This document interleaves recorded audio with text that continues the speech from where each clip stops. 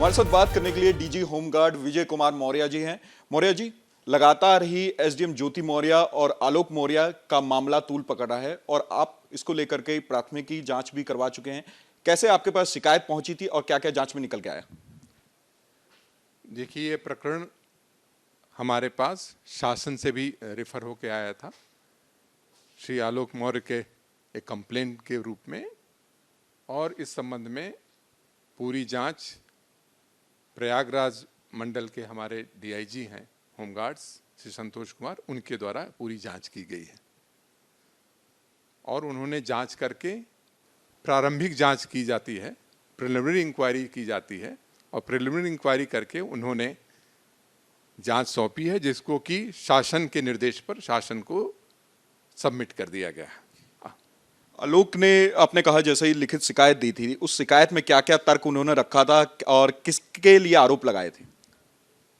Basically उन्होंने आरोप अपनी पत्नी के संबंध में लगाए थे, और हमारा जो कंसर्न था वो हमारे कमांडेंट के संबंध में था कि हमारा कमांडेंट उसमें इन्वॉल्व थे, इसलिए हमें उसको कमांडेंट के विरुद्ध जांच करानी। कौन कमांडेंट?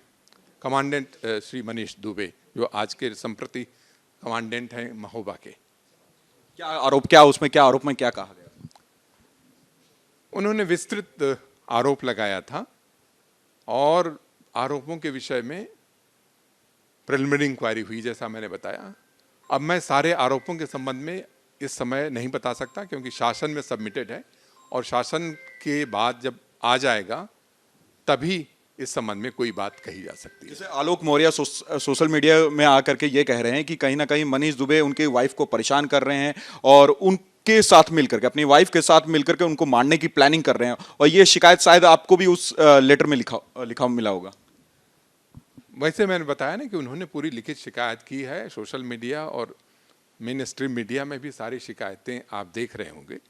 हमारा जो परव्यू है, हमारा परव्यू है commandant general home guards, DGP home guards के रूप में, कि हमारे किसी भी अधिकारी या कर्मचारी कोई शिकायत मिलती है तो हम इसकी प्रिलिमिनरी इंक्वायरी कराते हैं, और उस प्रिलिमिनरी इंक्वायरी में आरोप यदि आगे बढ़ने लायक होते हैं तो उस तरह से सबमिट है। तो कई आरोप श्री मनीष दुबे के विरुद्ध प्रोसीड करने के लिए लिखे गए हैं, जिसका कि हमने शासन को भेज दिया है। शासन से अनुमति आते ही तो इस पर विस्तृत विभागीय जांच हो जाएगी।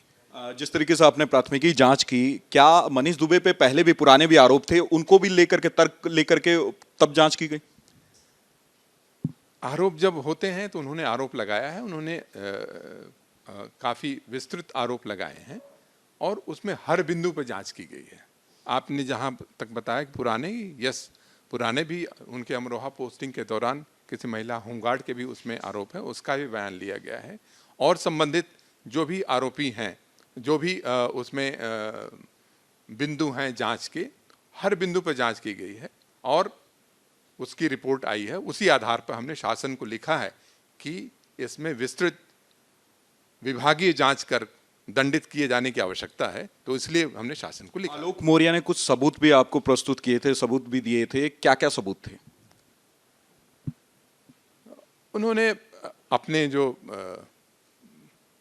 चैट के कुछ सबूत दिया था, उन्होंने स्वयं अपने साथ जो घटित हुई थी घटना, उसके संबंध में लिखा था। तो एक मटेरियल एविडेंस भी दिया है उन्होंने, ओरल एविडेंस भी दिया उन्होंने, अपने बयान भी दिया उन्होंने।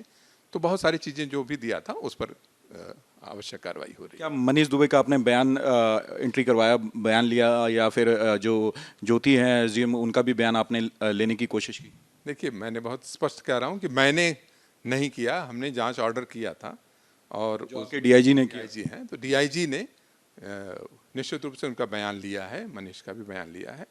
देखिए, इसमें जांच में कोई भी व्यक्ति बयान दे सकता है और नहीं भी दे सकता है। इसमें किसी को बयान देने के लिए फोर्स नहीं किया जा सकता, इसलिए बहुत ही क्लैरिटी के साथ मैं कहना चाहूँगा कि कोई अपना लिखित बयान भेज सकता है, अपना ऑब्जेक्शन भेज सकता है। वो आरोप जो लिखे जाते हैं उसके संबंध में वो किसी भी तरह से अपना एविडेंस प्रस्तुत कर। आखिरी सवाल, क्या मनीष दुबे पे जो जांच हुई वो पूरी तरीके से सत्य पाई गई? जांच प्रिलिमिनरी जांच है, तो सत्य असत्य की बात अभी नहीं की जा सकती है। अभी बात होती है कि कोई आरोप जो होते हैं उस पर विभागीय जांच की संस्तुति की जाती है, जो मेरे द्वारा की गई है। अब जब विभागीय जांच होगी तो वहां पे जो जो कंप्लेनेंट है या जो विटनेसेज हैं वो अपने अपने जो स्टेटमेंट हैं या एविडेंस है प्रस्तुत करते हैं। उसके बाद जो विभागीय जांच का पीठासीन अधिकारी होता है, फिर उसके बाद दोष सिद्ध होता है, नहीं सिद्ध होता है या दंडित किया जाता है, उसके आधार पर निर्णय लिया जाता है। निष्कासित करने की भी बात निकल के सामने आ रही है मनीष दुबे। ऐसे नहीं हो सकता निष्कासित करने की। देखिए, ये मीडिया से आप लोग जो भी लिखें, ये मैंने कह दिया कि अभी प्रिलिमिनरी इंक्वायरी हुई है, उसके बाद जब विभागीय जांच होगी, विभागीय जांच के पीठासीन अधिकारी जब संस्तुति करते हैं, तब उसके बाद वो भी शासन उस पर निर्णय लेता है। हमारे स्तर से या डीजीपी स्तर से कोई निर्णय नहीं होता।